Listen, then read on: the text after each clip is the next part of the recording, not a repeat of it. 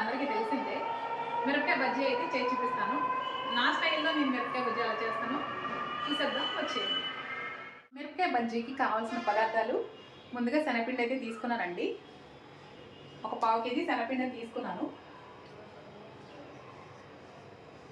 ఇప్పుడు అందులో ఒక హాఫ్ టీ స్పూన్ వచ్చి వంట సోడా,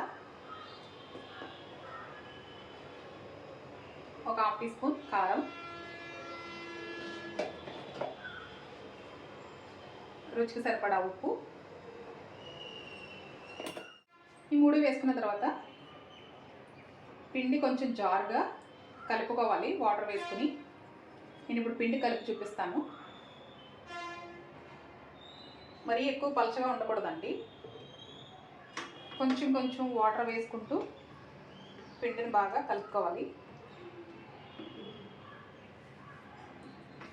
ఇందులో వాము కూడా వేసుకోవచ్చండి, నేనైతే వేయలేదు.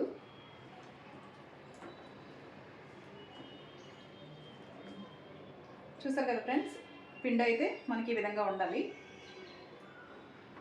పిండి బాగా కలిపేసుకున్న తర్వాత ఒక 5 నిమిషాలు అయితే మూత పెట్టేసి పక్కన పెట్టేసుకుందాము. ఈలోపు బజ్జీలు వేయించుకోవడానికి స్టవ్ వెలిగించుకుని ఆయిల్ అయితే పెట్టేస్తాను. బజ్జీలు వేయించుకోవడానికి కావాల్సిన ఆయిల్ అయితే పెట్టేసుకున్నానండి. నేను ఒక 10 మీడియం మిర్చిని అయితే తీసుకున్నాను. శుభ్రంగా కడిగిన తర్వాత మిరపకాయల్ని ఇలా మధ్యలో చీల్చుకోవాలి. ఎందుకంటే మనం డైరెక్ట్గా బజ్జీలు వేసుకుంటే ఇవి ఆయిల్లో పగిలిపోయే ఛాన్సెస్ ఉన్నాయి కాబట్టి మధ్యలో ఘాట్ అయితే పెట్టుకోవాలండి. చూసారు కదండి, మనం బజ్జీలు వేసుకోవడానికి ఆయిల్ కూడా వేడైపోయిందండి. ఇప్పుడు ముందుగా కలిపి పెట్టుకున్న పిండిని తీసుకుని పచ్చిమిర్చిని ఒక్కొక్కటిగా ఇలా ముంచుకుని మిరపకాయకి పిండి మొత్తం పట్టేటట్లు ఇలా డిప్ చేసుకుని వేసుకోవాలండి. ఇవి ఒకసారే కాకుండా సెకండ్ టైం కూడా వేయించుకోవాల్సి ఉంటుంది.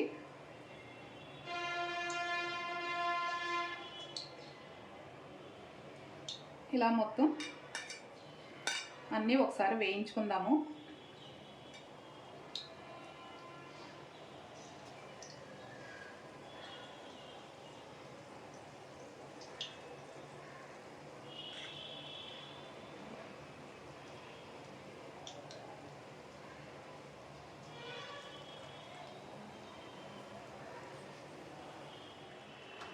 చూసారు కదండి, ఇలా మనకి మంచి కలర్ వచ్చిన తర్వాత అయితే తీసేసుకోవాలి. తీసేసుకునేవి మళ్ళీ సెకండ్ టైం అయితే వేయించాలి. మళ్ళీ నేను వేయించి చూపిస్తాను.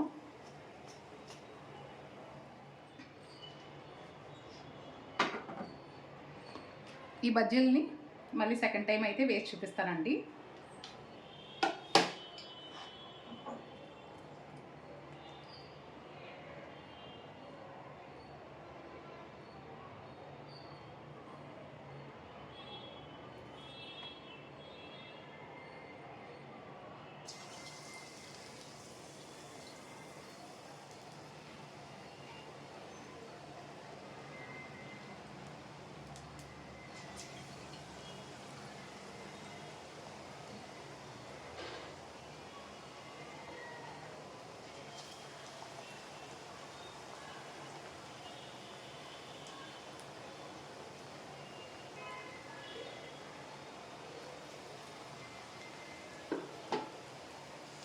చూసారు కదండి, ఇలా వేసుకోవాలి.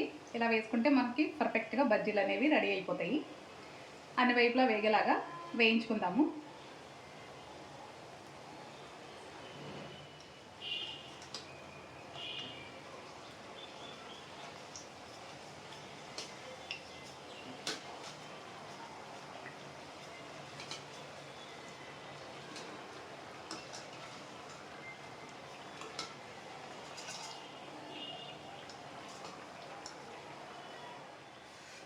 చూసారు కదండి, మనకి బజ్జీలు అయితే రెడీ అయిపోయాయి. ఒక ప్లేట్లోకి అయితే తీసేసుకుంటున్నాను. మరీ ఎక్కువ మాడిపోనివ్వకూడదు. ఈ కలర్ వస్తే కరెక్ట్గా సరిపోతుంది.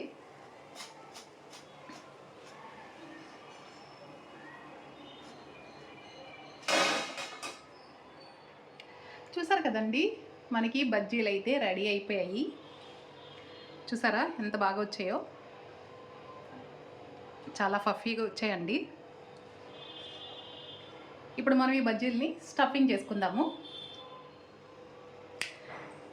స్టఫింగ్ చేసుకోవడం కోసం ఒక చాక్ తీసుకుని ప్రతి బజ్జీని ఇలా ఘాటు పెట్టుకోవాలండి. అన్నీ నేను ఆల్రెడీ ఘాట్లు పెట్టి ఉంచాను. స్టఫింగ్ కోసం అయితే సన్నగా కట్ చేసుకున్న ఒక ఉల్లిపాయ, కొద్దిగా కొత్తిమీర, కొద్దిగా వేయించిన పల్లీలు, ఈ 3 ఇలా తీసుకుని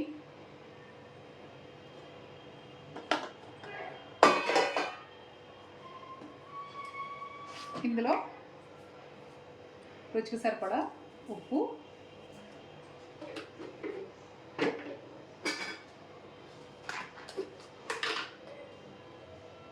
½ టీ స్పూన్ కారం,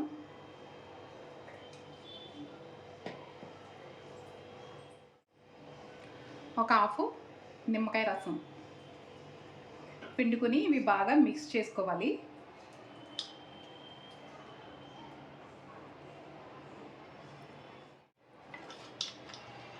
ఇప్పుడు ఇలా కలుపుకున్న తర్వాత బజ్జీలు అయితే స్టఫింగ్ చేసుకుందాము.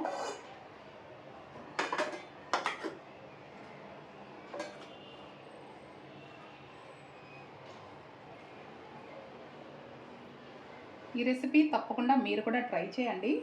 ట్రై చేసి ఎలా వచ్చిందో నాకు కామెంట్ చేయండి ఫ్రెండ్స్. చూసారు కదండి, ఇలా అన్నీ స్టఫింగ్ చేసుకుందాము. చూసారు కదండి, వేడి వేడి మిరపకాయ బజ్జీలు అయితే రెడీ అయిపోయి, టేస్ట్ అయితే చాలా చాలా బాగుంటుంది. నచ్చితే లైక్ చేయండి, షేర్ చేయండి.